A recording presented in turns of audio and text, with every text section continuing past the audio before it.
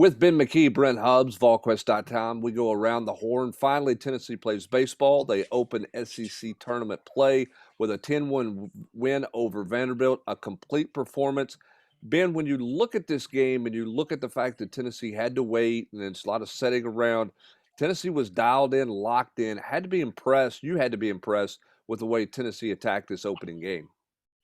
Absolutely. That was my main takeaway from what was going on. And I asked Drew Gilbert about it and Russell about it. I asked Tony Vitello. Those were my questions in the postgame. My question to Tony was, how pleased were you that you had so many days off? And it did not seem like you had so many days off. I mean, they were ready to go from the jump. The bats were jumping from the start of that game. And that was my biggest takeaway, is that it did not matter how many days off there were. It didn't matter that there continued to be postponements. And I think it's credit to the team, and something you and I have talked about, Brent, throughout the season, is that this team just loves to play baseball. They don't care who it's against. They don't care when. They don't care the circumstances. They don't care where. They could be playing in the sandlot, and they just want to compete. They don't care who it's against. They're going to be themselves, and they're going to go play baseball, and their talent allows them to do what they did tonight, despite the circumstances that they've dealt with all week long.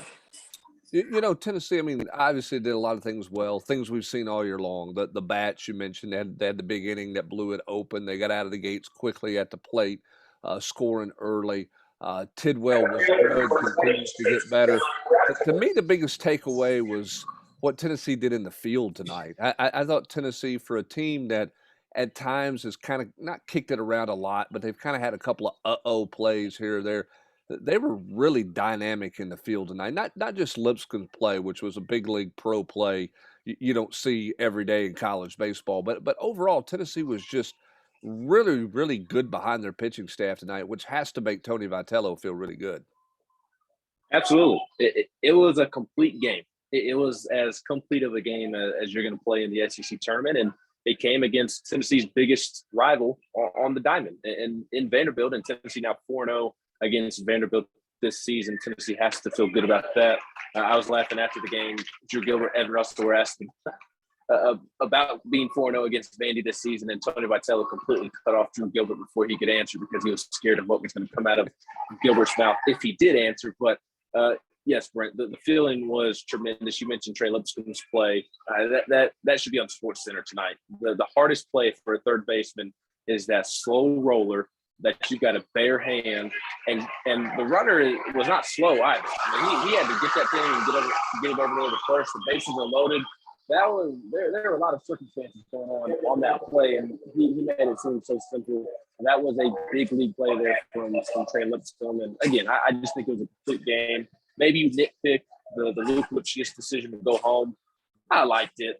Again, maybe you can nitpick it, but I like the aggressiveness. Courtney Lawson was waving him home. You thought the ball got away from him maybe a little further than it actually did. But aside from that, it was picture-perfect baseball tonight. Pitching, hitting, base running, the fielding, it was all perfect. What do you like out of Tidwell? What have you seen out of him the last two outings tonight, and what he did at Mississippi State that gives you the confidence that he's ready to go in terms of performing under pressure in the postseason the way Tennessee's going to need him to play? What I've liked from him recently is how he's working himself out of jams. Tonight, he did have a couple. He wasn't super crisp. Did have 3 walks, and obviously that is 3 walks too many. Now, one of the walks, Frank Anderson lost his mind on, and I think he took a mound visit for yes, a stun. Took a mound visit for the sole purpose of being able to chirp at the umpire as he was walking out to the mound, and then on the way back. So maybe 2 walks instead of 3 there. But what I like most about that too was he's working out of those jams. Sure, maybe the command's not exactly where you want it to be, but even though it hasn't been, he's still able to kind of cut through it and pitch his way out of it. He was in runners on the corners jam today against Spencer Jones, and all this is the outfielder and strikes him out. There was another jam that he was in and worked out of that as well. So that's what I like most about him. But command's still not where I'd like for it to be. I thought maybe he turned that corner against Mississippi State, but again, it wasn't atrocious today by any stretch of the imagination. But maybe I'd like to see him a little more crisp. But the stuff is there. The mindset is there. I just think it's going to continue to be repetitions, and of course, you're short on repetitions at this point. But I think he's in a pretty good overall state. And then Tony Vitello kind of finishing it out by committee as you would expect. Is that more about getting guys experience in this tournament in case you need them in regional and super regional play? Or is that more about trying to manage yourself for what could be a wild weekend as they try to squeeze this tournament in a short window? Which one was that about tonight? Well, first, I'll make a point on trying to squeeze the tournament in. It's been a wild, it's been a funky week, but if Tennessee can handle business tomorrow against the winner of Kentucky, LSU, it's really not going to make that much of a difference that Tennessee continued to be delayed. Because right now, with the way it's setting up, somebody, a team or two, maybe three, is going to have to play 2 games in one day on Friday or Saturday. And if Tennessee can win tomorrow night, it's not going to be Tennessee. It will not be Tennessee. Obviously, Kentucky, LSU, both of these teams, or at least the winner, who obviously plays Tennessee, they'll be playing quite a bit of baseball. But if you can handle business, maybe you don't get that day off that you originally did. If you win Wednesday and Thursday, you get Friday off. But you avoid having to play 2 games in one day. You get to go 4 straight days of baseball. And that's not a bad thing. These guys are used to doing that. They did it growing up. They do it professionally. But aside from that, I forget what you asked me off the top of my head. I was spitballing over the music here. The relievers. I think it's a byproduct of trying to get them work. Not necessarily get them experience, but last week, Blake Tidwell pitches after Chase Dollander. You don't use your bullpen that game, even though Blake Tidwell did come out of the bullpen. You didn't use the bullpen that night. A lot of guys didn't get a ton of work last week. You don't have a midweek game. You didn't play on Wednesday like you originally thought. So I think that was more of why you saw Ben Joyce coming in the 9th inning in a 10-1 ball game, or Camden Sewell coming in when the game was already over. Will Mabry as well. Just trying to get those guys work because they hadn't really worked lately. Yeah, they hadn't. And by the way, shout out to Kirby Canal. Pretty good way to get out of a jam when you get a ground ball double play ball against the fastest guy in the league on one pitch. It's a pretty good job by a relief pitcher coming in who's been asked to make sure there's no further damage. Now he get himself in trouble the next inning with the walks and the single that Lipscomb bailed him out of. But that's exactly what you want your left-hander to do. Come in, get the ground ball, get the double play, and get to the house. And Tennessee did everything they needed to do in this game. Bats were solid. Pitching was solid. Tennessee looks like the number 1 team in the country, Ben, and sets themselves up for the next step moving forward through this tournament. Tony Vitello, I know, is never satisfied. But deep down, he has to be really happy with where his team was tonight. Now, can they build on that?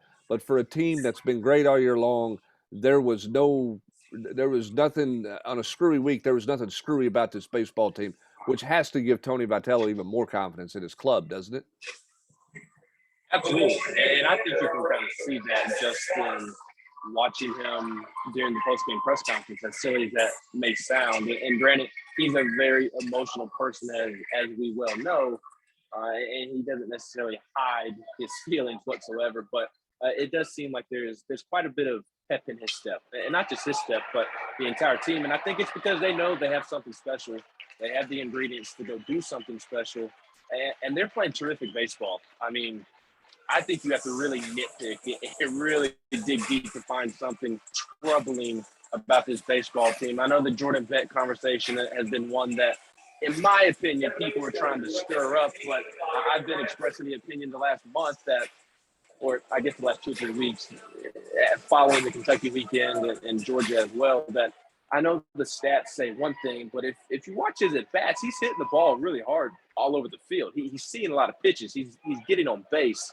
And Tony Vitello said the same thing tonight, is that, okay, maybe tonight against Vanderbilt in the SEC tournament, he pulled off on some pitches that was uncharacteristic of Jordan Beck, but the stats don't back up the production that he's actually had at the plate the last couple of weeks. And you know, that's just trying to find something that is wrong with his team. There's nothing wrong with his team. They're playing great baseball. I think the base running conversation amongst fans kind of falls into that same category. They've run into some stupid outs this year, don't get me wrong, but they haven't done it lately. And the defense, remember, we had that conversation as soon as conference play began about how worried about the defense after some mistakes in those early games. And Brent, I mean, pitching, defense, base running, the offense, the swag they play with. I mean, it's exactly what any coach in America would dream for as they enter the NCAA tournament. Yep, it's certainly hard to find anything wrong with this baseball team. They're back in action tomorrow night. Looks like weather's finally out and going to be out. We're going to get this thing in. A lot of baseball, but a lot of baseball in a short window to get the SEC tournament in. And then remember, the selection show is on Monday. We'll find out who's coming to Knoxville for regional play. We'll have all that covered for you. But first, Tennessee's run in the SEC tournament continues. Volunteers 4-0 this season against Vanderbilt. Looking to do something they haven't done since 1995. It's win the SEC baseball tournament. We'll see how Tennessee fares in their second game coming up on Friday. That's going to do it for this edition of Around the Horn. He is Ben McKee from Hoover, Alabama. Brent Hubbs, Volquest.com.